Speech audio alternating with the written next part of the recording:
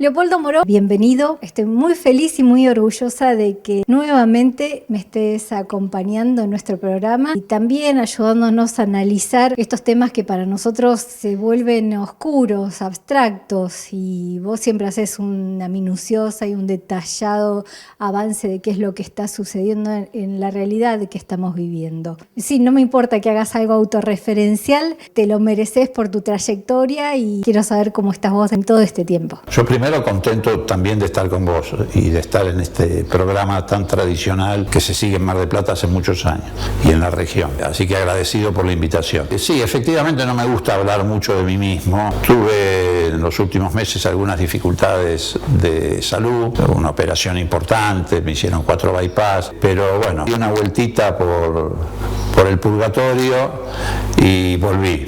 Y volví, como siempre, con espíritu de lucha, con la necesidad de aportar para que este sea un país mejor. Así que bueno, también estoy contento y en plena recuperación. Volvés y no te encontrás con nada más y nada menos que con el intento de magnicidio a Cristina Fernández de Kirchner y lo que eso podría significar si se hubiera concretado para nuestro país, porque hoy estaríamos viviendo una guerra civil.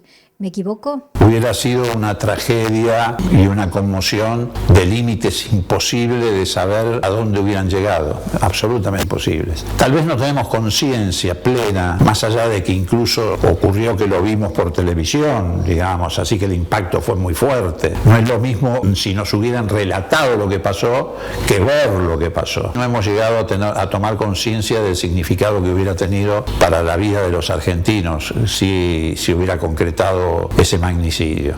El 1 de septiembre, antes de las 21 horas, en la puerta de su casa, intentaron asesinar a Cristina Fernández de Kirchner. El agresor gatilló el arma a 15 centímetros de su cara, pero la bala no salió. Los militantes lo detuvieron en el acto y lo entregaron a la policía. Su nombre es Fernando Sabac Montiel. No actuó solo. Estaba acompañado por Brenda Uliarte, quien junto a otros cómplices lo instigó a cometer el crimen. Este hecho fue el más grave de una sucesión de acciones violentas contra Cristina registradas este año. Lamentablemente, a pesar de que estamos ya pisando casi los 40 años del retorno de la democracia, estamos advirtiendo que muchos de esos logros que creíamos que eran definitivos, que lo íbamos a incorporar definitivamente a nuestra vida, a nuestra convivencia, a nuestras relaciones sociales, en algunos casos se están empezando a perder. Porque yo creo que hay una dirigencia que se siente más cómoda con la violencia que con la democracia. No solamente ocurre en el mundo, estamos viviendo en la Argentina una situación de esa... El pseudofascismo, decís, que se trata de disfrazar de libertario, pero es pseudofascismo. ¿Cuál es la situación mundial que vos ves que avanza y que se implanta en la Argentina? Fracasa el capitalismo, fracasa el ultraliberalismo. Eso genera estas situaciones de exclusión. Las situaciones de exclusión generan un gran resentimiento social. Ese resentimiento social, como ya ocurrió en la década del 30 en Europa, que dio pie a la aparición del nazismo y el fascismo, está generando otra vez en el mundo estas olas de contrapoder, de repudio al Estado, de repudio a la política, que se traducen en comportamientos autoritarios o en consignas autoritarias. ¿Qué está haciendo el neoliberalismo y qué están haciendo los conservadores? Aprovechar condiciones prefascistas, que son las mismas que se dieron en Alemania en la década del 30, antes de la llegada de Hitler al poder, coinciden incluso con la crisis financiera internacional y con la crisis económica que en aquel momento se vivió, la desvalorización de las monedas, etc. Ellos las están aprovechando para intentar retornar a esas políticas. El caso de Argentina es en ese sentido típico. El macrismo, Larreta, Vidal, el propio Macri, Burley, vienen peores. ¿Y por qué vienen peores? Porque están montándose en esa ola prefascista para instaurar un modelo ultraliberal, pero esta vez sostenido en un Estado que solamente va a existir para perseguir y reprimir, pero va a dejar de existir para darle lugar al mercado que se va a transformar en el amo y señor de nuestras vidas. ¿Cómo están asumiendo ese discurso de la violencia? En el caso del atentado, por ejemplo, hay que seguir una línea de tiempo. No es que se produjo espontáneamente, apareció un loquito y de repente intentó matar a Cristina. No. Ya en el mes de mayo de este año había empezado sistemáticamente a evolucionar hacia el atentado, con pasos sucesivos que se fueron dando. Primero apareció un discurso muy violento. Aparece Revolución Federal, todos estos grupos que ahora empezamos a conocer. Después sigue violencia simbólica, la guillotina, la horca, Primero los medios, Bueno, con el discurso del odio. Primero los medios hace ya muchos años que vienen con el discurso del odio. Se traslada además a las redes sociales. Pero en ese marco, aún en ese marco, todavía el discurso de la violencia tenía un límite. Ese límite se sobrepasa, te reitero, a partir del mes de mayo. Es como si alguien hubiera apretado ese mes un botón y hubiera dicho larguemos. Empieza primero la violencia verbal, después la violencia simbólica. Las bolsas mortuorias, la guillotina, la horca. Multiplicadas otra vez por los medios. Bien. Después le sigue la violencia material, los escraches. Lo asume Massa, el escrache en la puerta del Instituto Patria, donde tiene las oficinas Cristina, amenazándola con un megáfono expresamente respecto a que le iban a matar, el escrache en la puerta de la Cámara de Diputados, las antorchas en la Plaza de Mayo tirándolas adentro de la Casa de Gobierno. Hay que hacer una salvedad. Todo eso con zona liberada de la policía de la Ciudad de Buenos Aires.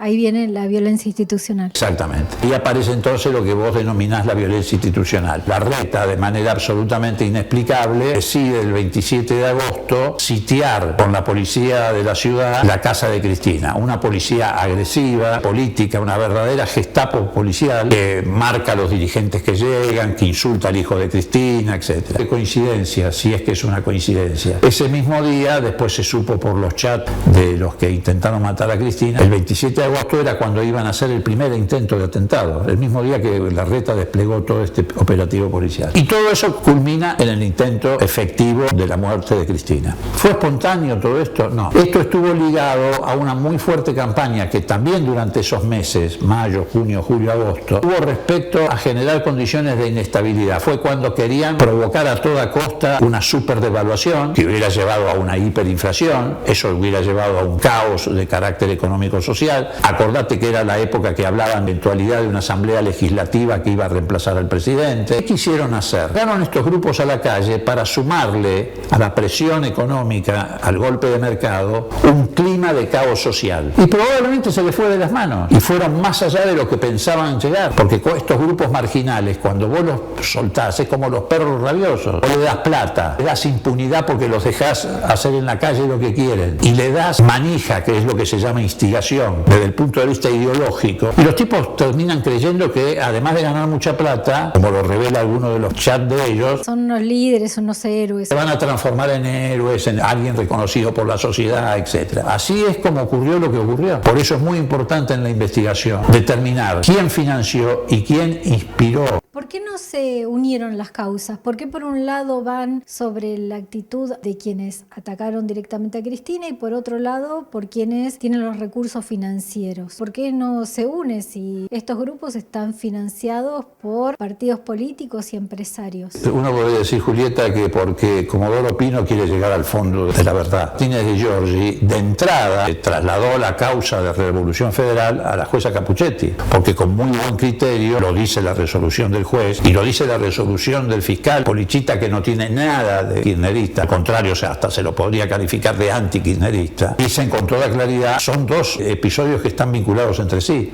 Y llega a decir el juez Martínez de Giorgi a la jueza Capuchetti, este es un delito de acción continuada. Puede volver a ocurrir que haya un intento de esta naturaleza, no ya solo sobre Cristina, sino, por ejemplo, sobre lo que ellos denominaban el jefe de la cámpora, en referencia a Máximo Kirchner. La jueza rechazó unificar las causas, porque cada día que pasa vemos que hay más evidencia de que esto estaba conectado. Y no se quiere recalificar la causa como terrorismo. ¿Por qué? Otro disparate. Vos fíjate que está hasta ahora el hecho institucional tal vez más grave que nos ha tocado, o uno de los más graves que nos ha tocado atravesar en la historia argentina, está calificado como intento de homicidio. Intento de homicidio es una figura grave, pero no tanto. En 4 años podés salir en libertad. Es más, tal como está calificado, uno de los abogados defensores puede presentarse y pedir ellos la recalificación diciendo que ni siquiera fue un intento de homicidio, sino que fue una amenaza agravada. Como la bala no salió, el tipo puede decir, bueno, yo no tuve intención de matarla, por eso la bala no salió. Y salir, si la recalifican de esa manera, se va mañana a la mañana caminando. Es evidente que fue un acto de terrorismo. Primero porque fue un atentado, olvídate que se llama Cristina Kirchner, se podría llamar de cualquier otra manera, pero fue un atentado contra el vicepresidente presidente o la vicepresidenta de la Nación Argentina. Con lo que eso significa emocional y simbólicamente. Fue un atentado institucional, con efectos que, como vos bien decís, hubieran sido catastróficos para la Argentina, hubiera sobrevenido un baño de sangre. Segundo, hay una actitud terrorista, ¿por qué?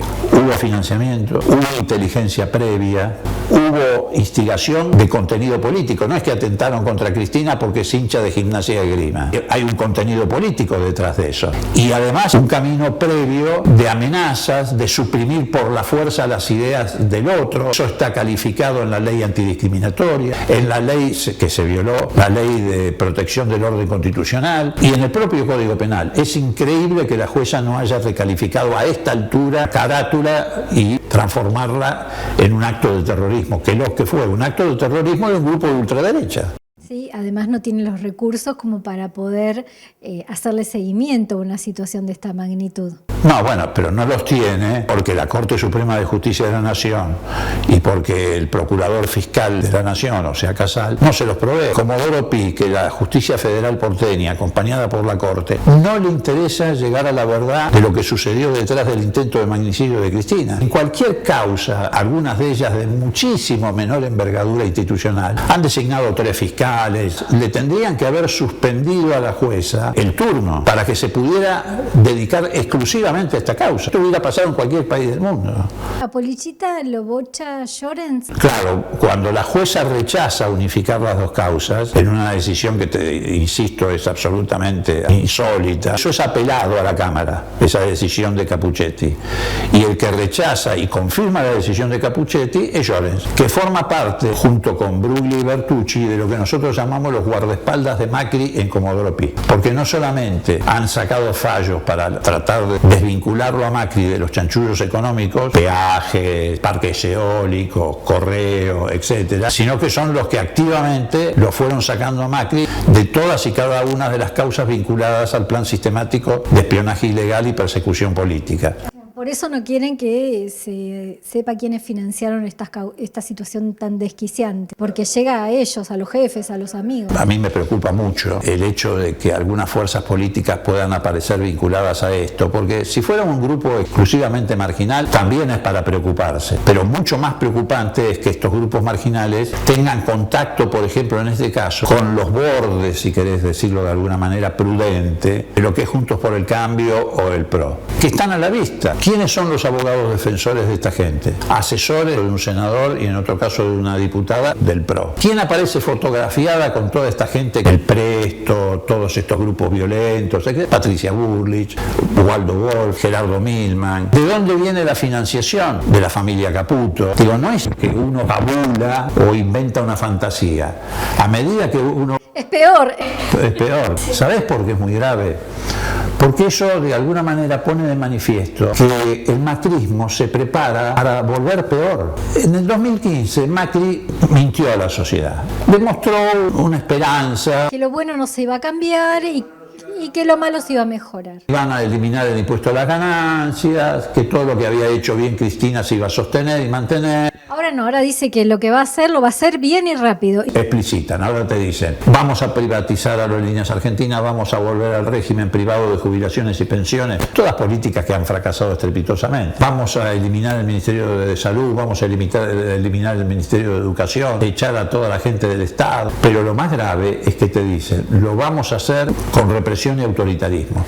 Macri llegó al extremo, incitado por Majul, llegó al extremo de decir que si hacía falta bancar muertos para imponer esa política económica, para eso estaban ellos. Hace 10, 15 o 20 años, si un dirigente político decía una cosa de esa naturaleza, a la mañana siguiente quedaba excluido del sistema político, lo que también es muy grave. También dijo que se mueran los que se tengan que morir cuando estamos en medio de la pandemia. Están proponiendo, vuelvo al tema de los 40 años de democracia, porque yo en esto insisto mucho, ¿sabes por qué? Porque quiero despertar la conciencia, no solamente de los radicales que han sido mi ex correligionarios, sino de todos los que vivimos y y atravesamos esas etapas. Han llegado al extremo de decir que Fuerzas Armadas tienen que volver a intervenir en la seguridad interior. Lo dijo tanto Bullrich como Macri. Han llegado a decir que hay que modificar la ley de seguridad interior. Eso es una barbaridad. Primero es romper el pacto democrático que hicimos en el 83, que fue un pacto implícito y explícito. Implícito porque todos nos comprometimos, después de los horrores que habíamos atravesado, a que nunca más una fuerza política iba a usar el aparato del Estado para perseguir al opositor, para estigmatizarlo, para mandarlo preso, cosa que por supuesto el macrismo no respetó, rompió el pacto democrático. Pero además hicimos 3 leyes para sostener la estructura institucional de la democracia. La ley de defensa, que le puso límites a las Fuerzas Armadas en cuanto a dónde podían y hasta dónde podían actuar. La ley de seguridad interior, hecha ya en el gobierno de Menem, ni siquiera en el de Alfonsín, también votada por unanimidad, que le ponía límites a las fuerzas de seguridad para que no se entrometan en tu vida privada, no te espíen por razones de tu compromiso político, social, religioso, etc. Y la ley de inteligencia que se hizo en el gobierno de la Rúa. Alfonsín, Menem, de la Rúa. Hubo una continuidad democrática porque había un pacto democrático. Eso es lo que rompe el macrismo en el 2015, cuando sí pone el Estado a perseguir a los opositores, a estigmatizarlos, meterlos presos y lleva adelante este plan sistemático de espionaje ilegal y persecución política. Entonces yo quiero despertar esa conciencia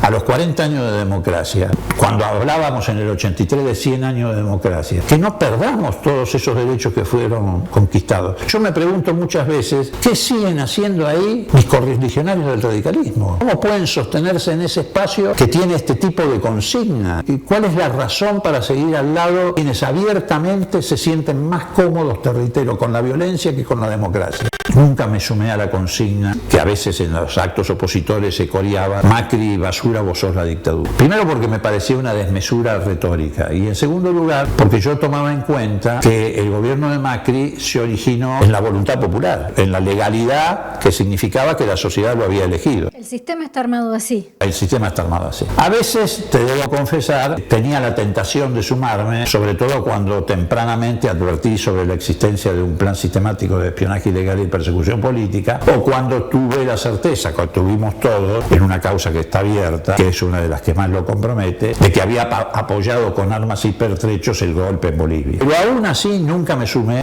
a ese estribillo. Pero el otro día, cuando leí el discurso de Macri en Miami, no pude dejar de advertir que era un discurso que tenía la misma estructura de las dictaduras militares por las que me tocó atravesar no solamente a mí, sino a muchas generaciones de argentinos. Por ejemplo, en un momento dado, refiriéndose al caso Santiago Maldonado, dice: no, encima tuvimos la dificultad de que vinieron los organismos internacionales de derechos humanos, que vienen a perturbar, no te dejan gobernar. Era lo mismo que decía la dictadura cuando vino la Comisión Interamericana de Derechos Humanos en la Argentina por el tema de los desaparecidos. Lo que le faltó decir o repetir es el famoso eslogan: los argentinos somos derechos humanos. Después es desesperante. Después se la agarró con las universidades y entonces dijo que no, las universidades están anidando el populismo, y me hizo acordar automáticamente a Onganía en La noche de los batones largos. Cambia el término que ellos usan de populismo por lo que se usaba antes, que comunismo o subversión, y es exactamente el mismo discurso de Videla diciendo: la subversión anida en el huevo de la serpiente que son las universidades. Y así sistemáticamente. Por eso te insisto mucho, ¿qué hace gente que se dice demócrata al lado de este personaje? ¿Qué hacen los radicales al lado de esta gente? ¿Cómo ves el gobierno de Alberto y la situación de los ingresos de todos a la hora de hacer los mandados? Cuando no alcanza, ves un par de zapatillas y decís no lo puedo comprar. Al que es ignorante políticamente de nuestra historia y de lo que nos ha pasado y que solamente le importa llevar la comida a su casa, ¿cómo le explicás que sigue siendo importante defender nuestra democracia y que el ataque a Cristina fue un ataque porque ella está identificada como opositora a un Estado devastado, como opositora a que no se defienda a los que menos tienen y a los intereses de nuestra patria? Porque hay que explicarle a la gente que este modelo que tenemos en la Argentina está en todo el mundo, que así como la televisión sale desde Capital Federal y que no hay federalismo, el relato se repite en cada país de la misma manera y tenemos estas discusiones y hay alguien más arriba que se está riendo de nosotros, ¿no? Tomemos un ejemplo de mucha cercanía, que es el caso Lula. Con Lula ocurrió exactamente lo mismo, es más, peor. Lula, a diferencia de Cristina, llegó a estar 500 días preso. Se le murió el nietito, la esposa, todo en el proceso. Que esta situación que acabas de describir vos, que no le alcanza a la gente para comprar todo lo que necesita para su vida básica y elemental, inflación descontrolada, esta disparidad en los ingresos, tiene que ver precisamente en el modelo que estos sectores llevaron adelante, que no es solamente lo que ocurrió en el macrismo en la etapa 2015-2019. También hay que ir más atrás para encontrar la raíz de los males argentinos. Hay que ir a la dictadura militar, que desindustrializó la Argentina, hizo industricidio, donde empezó a aparecer el fenómeno, digo de las villas de emergencia, sino de los grandes asentamientos. Venían del norte, que venían del noroeste, abandonaban esos lugares porque se estaba destruyendo la industria. Después continuó, una vez que la política económica de Martínez de Oz había producido esa gran catástrofe en la Argentina, continuó con la imposición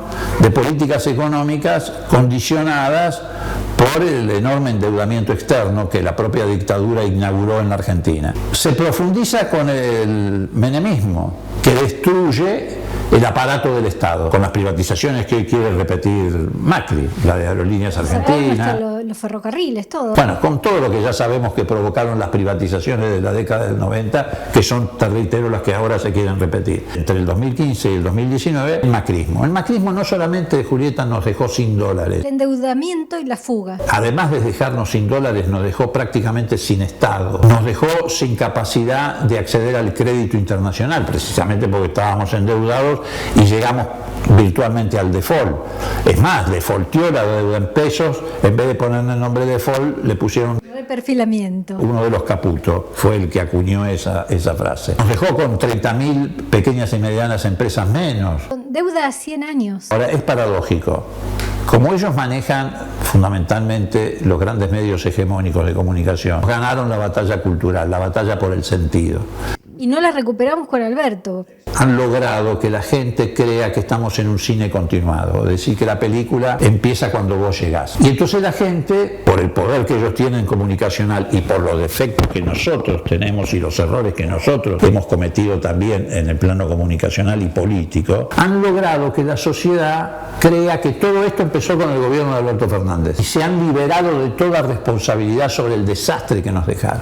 A pesar del macrismo, la pandemia y la guerra, ha logrado sostener el empleo con un gran esfuerzo fiscal por parte del Estado. Cristina dejó un desempleo del 5,4, estamos en el 6 y pico, bordeando el 7.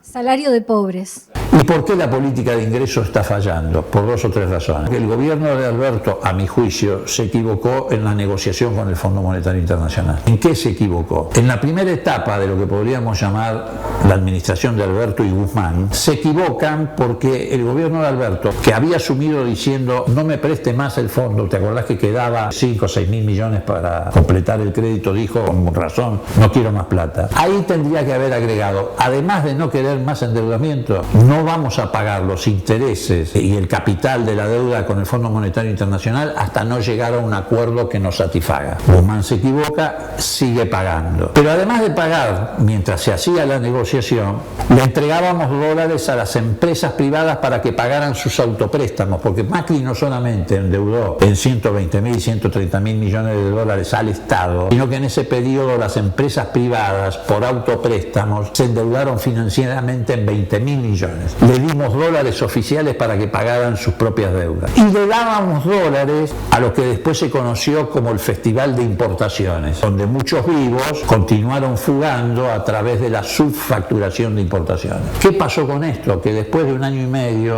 casi 2, de negociación, llegamos con la lengua afuera, sin dólares, porque se los dábamos al fondo pagándole lo que no teníamos que pagarle hasta no llegar a un acuerdo, porque le dábamos a las empresas privadas para que pagaran sus autopréstamos. Es un mecanismo en muchos casos de fuga. O armaban stock o también con sus facturaciones hacían fuga de capital. Entonces el fondo nos impuso condiciones que son incumplibles, pero no para este gobierno, sino para cualquier gobierno que venga de aquí en adelante. Esa es una de las razones por las cuales estamos en esta situación. Y la otra es porque no se han tomado medidas redistributivas fuertes, porque se cree equivocadamente que pueden alimentar la inflación. Yo creo que hay que fortalecer mucho el consumo. ¿Esto qué significaría en lo inmediato? esto, otorgar una suma fija de aumentos para los salarios de quienes tienen trabajo registrado, como hizo Néstor en el 2004.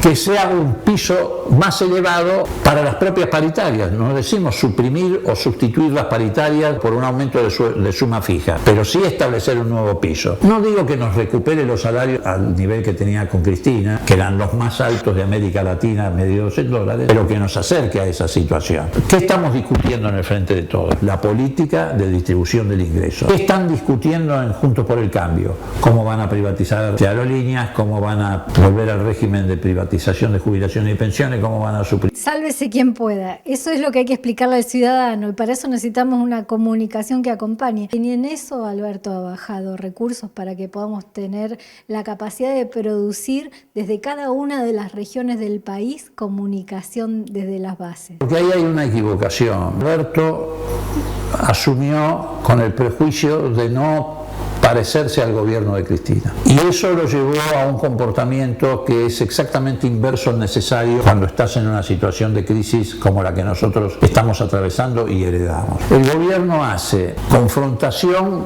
retórica, pero aplica lo que se denomina la política del diálogo y el consenso. Cuando tiene que ser al revés, tiene que haber consenso retórico, pero confrontación real cuando se trata de defender los intereses de las mayorías nacionales. Vos no podés practicar una política de persuasión, por decirlo en términos que usaba mucho Alfonsín, con aquellos que no están decididos a ser persuadidos, que son, por ejemplo, los formadores de precios, que han logrado, a pesar de todo, que en la pandemia y en esta crisis, ganar muchísimo más que en condiciones normales. Se ha producido un desbalance muy fuerte. Hoy el capital está mucho mejor remunerado que el trabajo. Cuando Cristina dejó el gobierno, el 52% de la renta nacional iba a mano de los trabajadores y el 45-46% al capital. Hoy eso está invertido. El 54-55% de la renta nacional va a manos del capital, tiene ganancias extraordinarias a través de precios, solamente el 42-41% en baja va a manos de remunerar el trabajo. Entonces eso hay que cambiarlo, pero para cambiar eso tenés que tener una actitud, no digo agresiva ni violenta, pero de mucha fuerza. Y efectivamente los gobiernos populares, no populistas, populares, fueron el de Irigoyen, que no endeudó a la Argentina, que no la metió en la Primera Guerra Mundial, que la hizo crecer, el de Perón, que hizo crecer a los sectores fundamentalmente de los trabajadores, dándole derechos. Tampoco nos metió en la Segunda Guerra Mundial. El de Arturo Illia, que a pesar de ser un gobierno que no había sido elegido en las mejores condiciones democráticas, fue un gobierno profundamente nacionalista, tampoco nos endeudó, todo lo contrario, nos desendeudó. El de Néstor y Cristina, que tampoco nos endeudaron y también nos desendeudaron. Esos son los gobiernos populares. Que recuperaron nuestra soberanía, los que lucharon por defender nuestra soberanía. Los que le dieron bienestar a la sociedad, porque si vos analizás esos gobiernos, fueron los mejores momentos de la sociedad argentina. Un honor, una alegría, mi familia te recibió muy contenta de poder haberte tenido y disfrutado acá en mi estudio. Y yo contento de la calidez con la que me recibieron como siempre. Gracias.